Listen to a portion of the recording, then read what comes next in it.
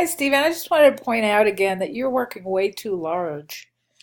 I don't know if you're just taking 300 dots per inch files and turning them into a PDF, but perhaps you want to work in 150 or 72, and then you'll come out of it with a much more reasonable sized piece. So as you can see, this is at 100%. So I personally have to zoom down. I have to spend my time doing this, and it doesn't hurt me or anything, but if you were sending this to an art director, you're going to irritate them right off the bat.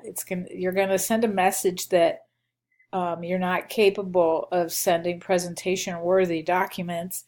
And even though you might be, they're going to think that's what you're going to send to a client. And they're super ultra focused on how to make things really easy and pleasant for a client. So it's not just my preference, it's not about me, it's about pretending that I'm a client and presenting everything as if I am one. All right, so that said, I like the background. I know you're in love with your logo here, but you might want to tone that down a little bit. Just use it in small doses. And white sans serif decorative type is a little bit hard to read in general, let alone on a background. All right. So you're going to make some coasters. It's a good idea, especially since you have artwork on the back. Let me see what the cost is.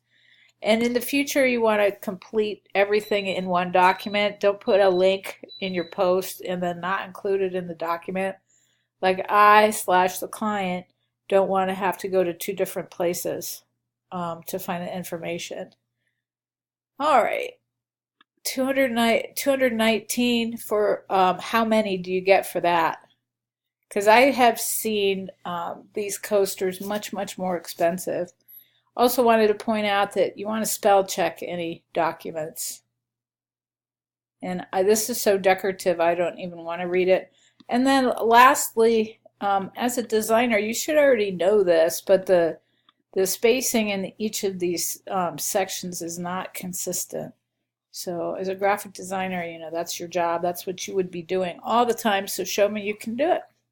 All right, let me know if you have any